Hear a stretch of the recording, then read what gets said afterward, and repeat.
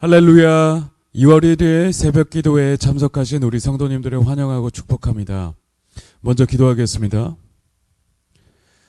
존귀하신 아버지 하나님, 오늘도 이렇게 하루의 첫 시작을 예배로 나아가게 하시니 감사합니다. 이 시간 설교를 통하여 우리로 하나님의 뜻을 깨닫게 하여 주시고, 그럼으로써 오늘도 순종으로 나아가는 한날 되게 하여 주시옵소서. 감사드리며 주 예수 그리스도의 이름으로 기도드렸습니다. 아멘. 오늘 주시는 하나님의 말씀은 신명기 16장 18절부터 17장 13절 말씀입니다. 제가 가진 성경 구약 288페이지입니다. 제가 봉독하겠습니다. 내 하나님 여호와께서 내게 주시는 각 성에서 내 지파를 따라 재판장들과 지도자들을 둘 것이요 그들은 공의로 백성을 재판할 것이니라. 너는 재판을 굽게 하지 말며 사람을 외모로 보지 말며 또 뇌물을 받지 말라. 뇌물은 지혜자의 눈을 어둡게 하고 의인의 말을 굽게 하느니라. 너는 마땅히 공의만을 따르라. 그리하면 내가 살겠고 내 하나님 여호와께서 내게 주시는 땅을 차지하리라. 내 하나님 여호와를 위하여 쌓은 제단 곁에 어떤 나무로든지 아세라상을 세우지 말며 자기를 위하여 주상을 세우지 말라. 내 하나님 여호와께서 미워하시느니라. 흠이나 악질이 있는 소와 양은 아무것도 내 하나님 여호와께 드리지 말지니 이는 내 하나님 여호와께 가증한 것이 됨이니라. 내 하나님 여호와께서 내게 주시는 어느 성중에서든지 너희 가운데에 어떤 남자나 여자가 내 하나님 여호와의 목전에 악을 행하여 그 언약을 어기고 가서 다른 신들을 섬겨 그것에게 절하며 내가 명령하지 아니한 1월 성신에게 절한다 하자. 그것이 내게 알려짐으로 내가 듣거든 자세히 조사해 볼지니 만일 그 일과 말이 확실하여 이스라엘 중에 이런 가증한 일을 행함이 있으면 너는 그 악을 행한 남자나 여자를 내 성문으로 끌어내고 그 남자나 여자를 돌로 쳐 죽이되 죽일 자를 두 사람이나 세 사람의 증언으로 죽일 것이요 한 사람의 증언으로는 죽이지 말 것이며 이런 자를 죽이기 위하여는 증인이 먼저 그에게 손을 댄 후에 뭇 백성이 손을 댈지니라. 너는 이와 같이 하여 너희 중에서 악을 제할지니라. 내 성중에서 서로 피를 흘렸거나 다투었거나 구타하였거나 서로 간에 고소하여 네가 판결하기 어려운 일이 생기거든 너는 일어나 내 하나님 여호와께서 택하실 곳으로 올라가서 레위 사람 제사장과 당시 재판장에게 나아가서 물으라. 그리하면 그들이 어떻게 판결할지를 내게 가르치리니 여호와께서 택하신 곳에서 그들이 내게 보이는 판결의 뜻대로 네가 행하되 그들이 내게 가르치는 대로 삼가 행할 것이니 곧 그들이 내게 가르치는 율법의 뜻대로 그들이 내게 말하는 판결대로 행할 것이요 그들이 내게 보이는 판결을 어겨 좌로나 우로나 치우치지 말 것이니라. 사람이 만일 무법하게 행하고 내 하나님 여호와 앞에 서서 섬기는 제사장이나 재판장에게 듣지 아니하거든 그 사람을 죽여 이스라엘 중에서 악을 제하여 버리라. 그리하면 온 백성이 듣고 두려워하여 다시는 무법하게 행하지 아니하리라. 아멘. 너는 마땅히 공의를 따르라는 제목으로 하나님의 말씀 전하겠습니다. 오늘 본문은 이스라엘이 이제 곧 가나안 땅에 들어갈 텐데 그때의 재판장, 제사장, 왕 같은 공직자들이 어떻게 행동해야 할지 공직자의 행동 윤리에 대해 언급하고 있습니다. 그것은 곧 공의로 백성을 재판하는 것이죠. 이스라엘의 지도자들은 공의로 재판을 해야 했습니다. 이들은 재판을 굽게 하지 말아야 했으며 사람을 외모로 보지 말고 또 뇌물을 받지 말아야 했습니다. 오로지 공의만을 추구해야 했죠. 특별히 모세는 공직자의 윤리를 말씀하면서 우상 숭배를 금할 것을 강력하게 명령했습니다. 당시 이스라엘은 명실공히 여호와를 섬기는 신정 국가였기 때문에 반드시 여호와만을 섬겨야 했고 다른 우상들은 강력하게 처단해야 했습니다. 만약 이것이 지켜지지 않는다면 여호와와의 언약이 깨어지고 이스라엘은 가나안 땅에서의 존속이 굉장히 힘들어질 것이었죠. 그러므로 모세는 이스라엘의 지도자들에게 이 일을 반드시 명한 것이었습니다. 그러면서 17장 8절부터 13절까지는 이제 백성 중에 사람이 판결하기 어려운 일이 생겼을 때에 여호와께서 택하실 처소로 가서 레위 사람 제사장과 당시 재판장에게 물으라고 명령합니다. 그러면 그들의 판결을 보일 것이라 말씀하지요. 그리고 너는 그 판결을 어기지 말고 반드시 지키라 명령하고 있습니다. 만약 재판장에게 듣지 아니하거든 그 사람을 죽여 이스라엘 중에서 악을 제하여 버리라고 명령하죠. 우리는 오늘의 본문을 어떻게 해석해야 할까요? 그리고 율법의 내용들은 오늘날 우리의 삶과 어떤 연관이 있을까요? 우리는 먼저 당시 시대적 상황을 잘 고려해야 할 것입니다. 당시는 여호와께서 이스라엘의 왕이 되시는 신정 국가였기 때문에 공의로운 재판에는 우상 숭배에 대한 처벌이 반드시 뒤따르게 되었죠.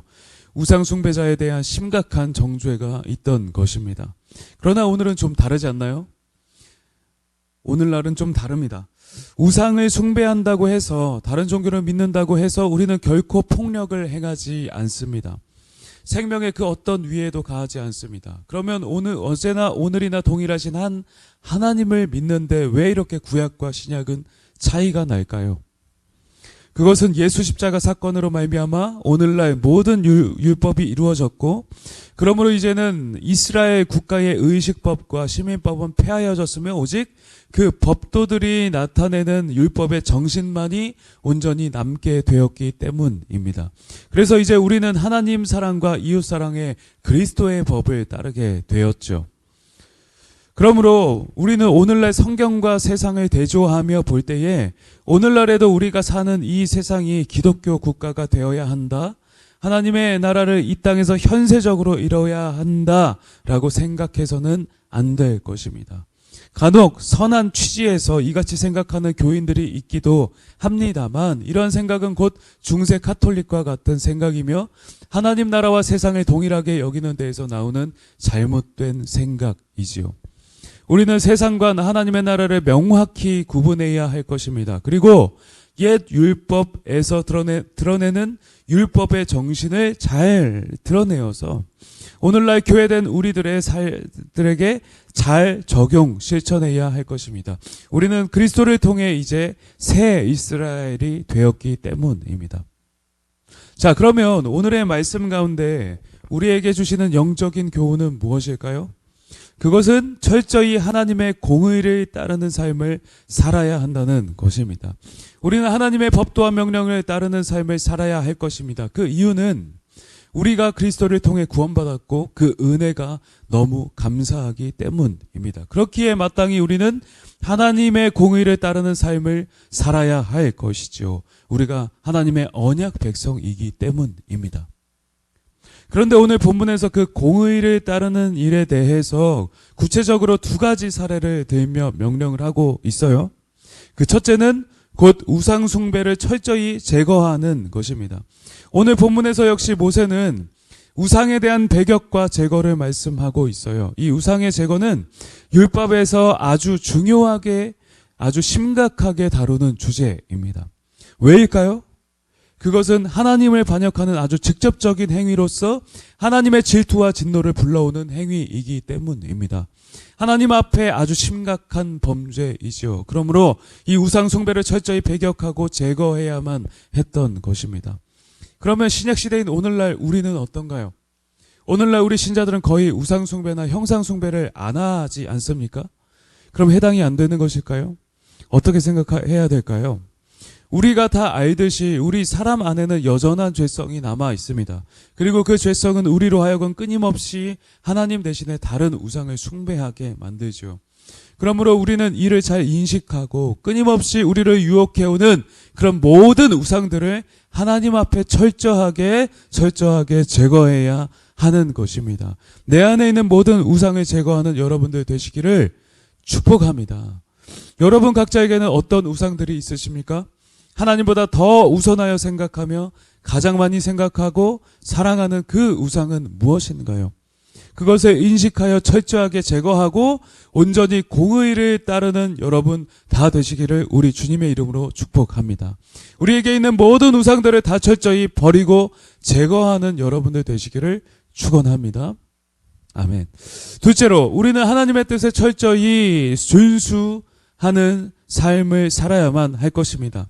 오늘 본문에서는 판결하기 어려운 일을 여호와의 택하실 곳에 레위 사람 제사장에게 가서 아뢰고 물으라고 말씀하고 있습니다. 그래서 그 제사장이 판결하고 그 가르치는 대로 반드시 행하라고 하고 있죠.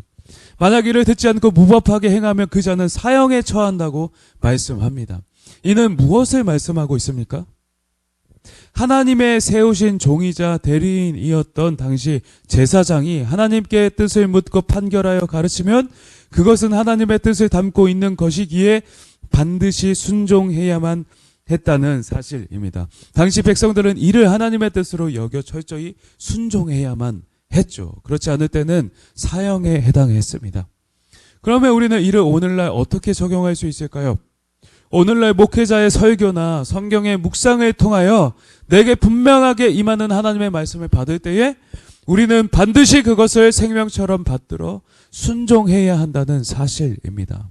왜냐하면 그것은 성령께서 말씀을 통하여서 우리에게 깨닫게 하신 것이고 그것은 곧 나에게 주시는 하나님의 뜻이기 때문입니다. 우리는 고로 하나님의 뜻을 생명처럼 여기며 그것에 철저히 순종하고 하나님께 마땅한 영광을 올려드려야 할 것입니다. 바로 그것이 오늘 본문에서 우리에게 주시는 하나님의 뜻이라고 저는 믿습니다.